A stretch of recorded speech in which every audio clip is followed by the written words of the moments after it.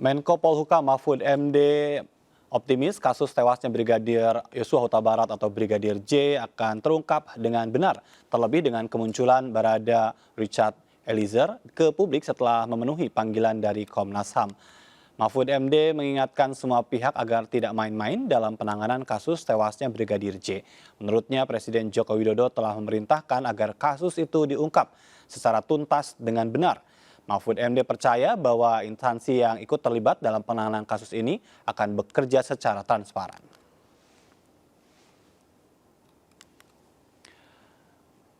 Sementara itu, Indonesia Police Watch berharap tim khusus bentukan Kapolri mampu menyelamatkan marwah Polri dengan investigasi yang profesional dan jujur. Ketua IPW Sugeng Teguh Santoso mengatakan siapapun yang terlibat penyimpangan dari penanganan kasus tewasnya Brigadir J harus ditindak dan diperiksa tanpa keraguan.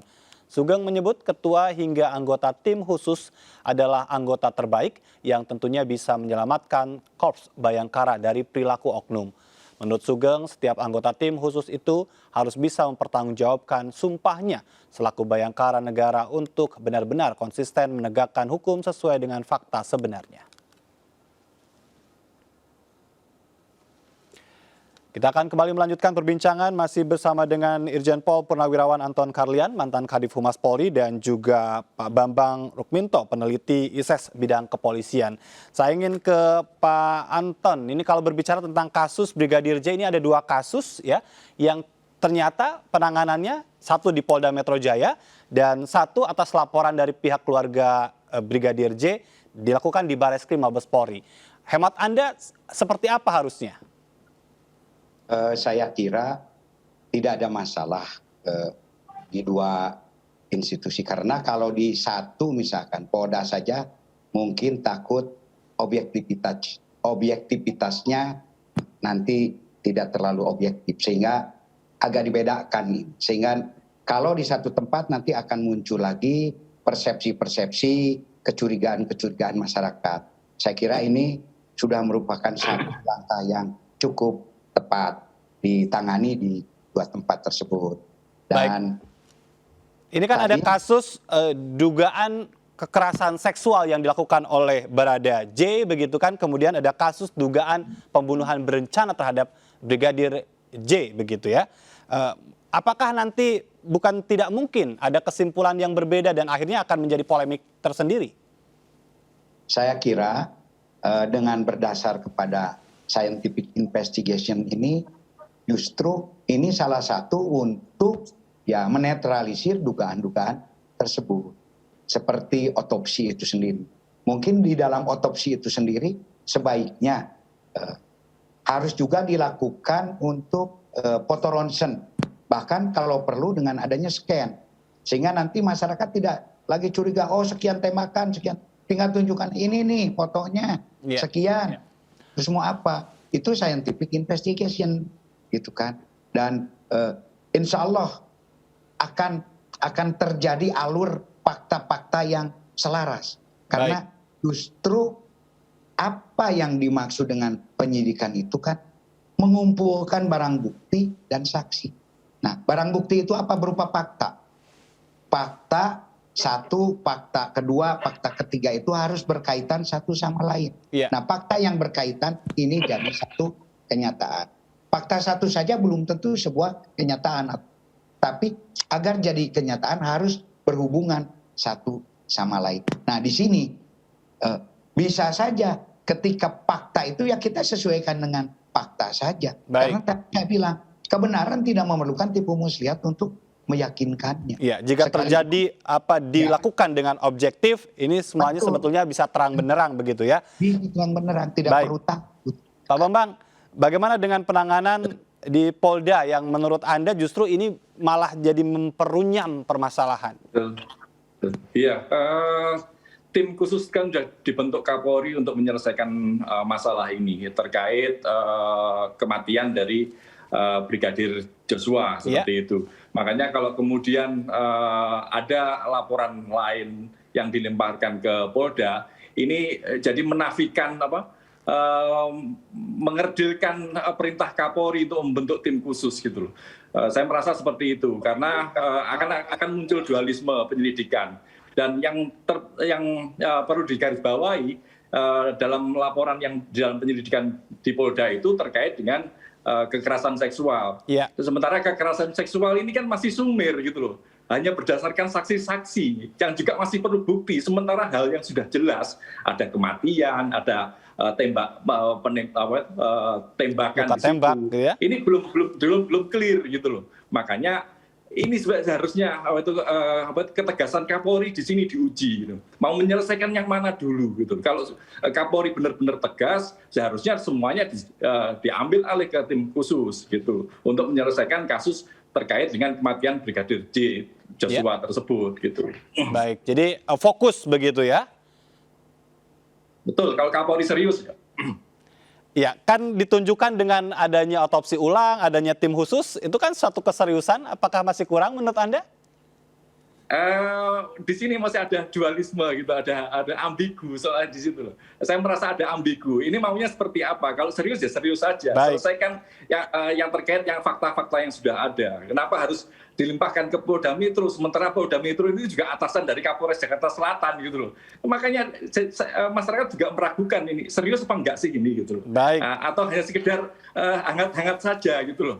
Ya, makanya ayo cepat segera selesaikan, ini sudah 2 minggu, hampir 3 minggu. Iya. Harusnya kalau seperti yang disampaikan Pak Anton tadi, ini clear 3 hari selesai kok gitu. Kasus pembunuhannya dulu gitu. Kalau fokus di situ selesai gitu. Baik. Tidak ada alasan ewo pakewo karena perintah presiden sudah jelas kok. Terus kalau ada masalah di internal, Kapolri yang pegang tongkat komando kok. Iya. Selesaikan aja semuanya gitu loh. Baik. Pak Anton, ini sudah dilakukan otopsi ulang dan nanti akan disampaikan oleh tim yang menangani otopsi ulang ini ke publik.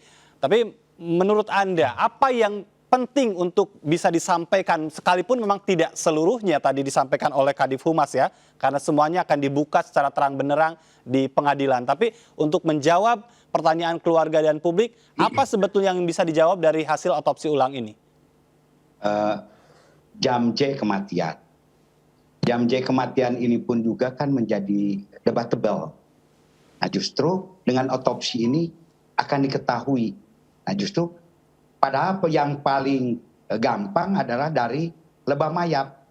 Karena dari lebam mayat itu adalah salah satu untuk mengetahui kepastian tersebut kan. Kepastian itu 1 dari lebam mayat, 2 dari kekakuan, kaku mayat, dan 3 dari kebusukan. Dari lebam mayat itu kalau tidak salah 1/4 jam saja orang meninggal itu sudah akan mengakibatkan lebam. Kalau bahkan dari salah satu dokter dikatakan, kalau dipindahkan saja nanti lebamnya itu berbeda. Nah ini kepastian tentang kematian. Nah kedua, tentu saja sebab kematiannya itu apa? Debatable juga dari jarak berapa ini peluru masuk. Nah ini akan diketahui juga dari hasil otopsi. Karena tadi ada jarak dekat, jarak sedang, dan jarak jauh. Dan 3 mungkin dari penyebab. Nah ini penyebab kematian ini apa? Saya juga agak bingung. Ini orang sudah mati tapi belum ada tersangka. Padahal tabrakan saja yang istilahnya tidak sengaja mengakibatkan orang mati, langsung sopirnya jadi tersangka. Nah di sini sebuah the big question bagi saya. Jangan-jangan bukan yang bersangkutan yang melakukan. Ini adalah kehati-hatian penyidik. Kalau penyidik benar, begitu ada yang mati ya harus sudah ada tersangka. Makanya tadi agak betul juga dari Pak Bambang. Rekonstruksi itu kan harus sudah lengkap. Harus sudah lengkap ceritanya, TKP-nya. Ada tersangka, ada saksi, sudah ada bukti-bukti. Jadi kalau rekonstruksi belum ada tersangka ya itu mungkin harus dikaji ulang kembali. Nah, itu dari saya diharapkan justru dengan adanya hasil otopsi ini bisa membuka seluruh tabir, digabungkan dengan balistik, digabungkan dengan forensik, dan ini bisa menjadi salah satu alat bukti yang sangat kuat. Bukan petunjuk lagi, ini alat bukti yang sangat kuat, baik berupa surat maupun berupa barang bukti. Karena alat bukti ini kan ada 5 sesuai dengan pasal 184 HAP, hukum acara pidana. Iya, ini memang menarik ya. Baradae-nya sendiri pun begitu kan, yang disampaikan sebelumnya melakukan penembakan terhadap Brigadir J itu masih statusnya sebagai saksi. Ada komentar, Pak Bambang? Ya, catatan saya sebaiknya memang harus ada olah TKP ulang ya. Kronologi itu nanti di olah TKP, meskipun sekarang sudah hampir 3 minggu, tetap saja mesti di situ ada hal-hal yang bisa dikulik lah, ada forensik dan lain-lain sebagainya. Kalau terkait mungkin ada bercak darah atau bekas peluru atau bekas peluru yang rekoset seperti itu semuanya bisa dilihat di situ. Makanya sebaiknya segera ada olah TKP ulang lah. Berapa kali pun nggak masalah gitu, daripada rekonstruksi yang memunculkan asumsi-asumsi untuk membuat cerita-cerita lain gitu. Karena selama ini kan publik disuguhi dengan cerita-cerita yang berdasarkan asumsi-asumsi itu. Kesaksian itu kan masih sumir itu. Masih opini-opini mereka yang harus dibuktikan. Makanya lebih baik harus segera tampilkan fakta-fakta yang sebenarnya dengan SOP yang benar gitu. Itu yang harus dilakukan oleh kepolisian seperti itu. Baik, ini tentu menjadi tantangan besar begitu ya. Tentu Pak Anton dan Pak Bambang juga setuju. Lalu bagaimana cara untuk bisa meluruskan yang belok ini? Sebagai closing statement, Pak Anton. Ya, saya kira ini kuncinya adalah keterbukaan. Saksi mahkota sudah jelas ada. Ya, Brigadir E, kan, saksi mahkota. Kita kan bisa gunakan tentang teknik-teknik psikologi. Coba ajak berbicara secara terbuka. Sudah terbongkar semuanya. Jangan lagi ditutup-tutupi gitu kan. Ada juga ibu gitu kan. Nah, justru di sini, nah kan ada juga kalau memang berbohong kan ada lie detector. Nanti dibilangin, Anda ini berdasarkan lie detector Anda masih berbohong. Tolonglah jujur kepada kami. Coba pendekatan psikologis. Sekarang ini banyak, tidak perlulah pakai hipnotis gitu kan. Kalau hipnotis mungkin itu hanya petunjuk saja, tidak bisa dijadikan alat bukti. Tapi jika perlu ya nggak apa-apa. Pakai hipnoterapi dulu gitu kan. Kita ada sebuah dasar, nanti dari dasar itu kan bisa jadi. Saya kira kuncinya cuma satu, keterbukaan. Objektif. Dan di sini ada saksinya yang masih hidup, Brigadir E. Anda berpengalaman untuk menyelidiki kasus yang saksinya sulit, ya, korbannya sudah tidak ada, begitu kan, dan waktunya juga sudah sangat panjang. Berapa lama sebetulnya yang dibutuhkan oleh penyidik untuk kasus ini bisa terang benderang, setidaknya harapan publik dan keluarga Brigadir J bisa terjawab? Pak Anton. Ya, kalau masalah waktu, ya istilahnya time daripada penyidikan ini memang tidak ada batasannya. Namun penyidikan itu sendiri kalau seseorang ditahan ada waktu-waktu yang harus dipenuhi oleh penyidik. Intinya semakin cepat adalah semakin baik. Dan biasanya untuk masalah ini bagaimana dari evaluasi penyidikan itu sendiri sehingga nanti dibentuk biasanya tim-tim kecil lainnya. Ini bagian tim penanganan barang bukti. Barang bukti saja. Ini tim penanganan saksi. Saksi saja menghimpun saksi. Ini tim penanganan masalah otopsi. Membahas otopsi saja. Nanti misalkan baru dia seminggu sekali atau 4 hari sekali bergabung. Tetapi masing-masing dulu waktu saya Munir saja, mohon maaf, hampir tiap hari saya mengadakan evaluasi. Dan saya yakin dan percaya sampai jam 3 masih tetap. Jadi di sini kepada masyarakat bahwa Polri juga sebetulnya sudah serius. Tinggal satu saja kuncinya, keterbukaan. Silahkan.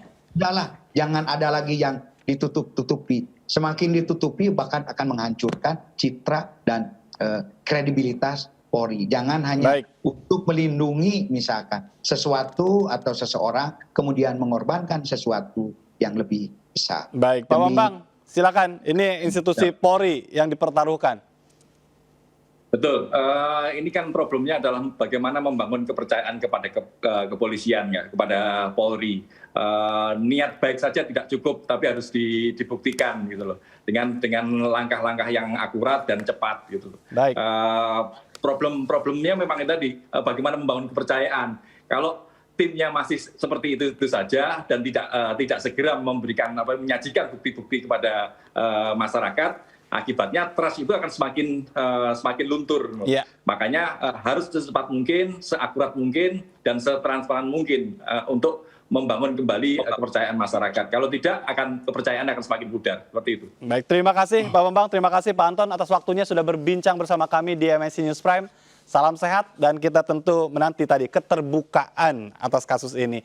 Selamat malam dan pemirsa, kami masih akan kembali dengan informasi dan narasumber lain masih berkaitan dengan otopsi ulang jenazah Brigadir Yosua Huta Barat. Tetap bersama kami.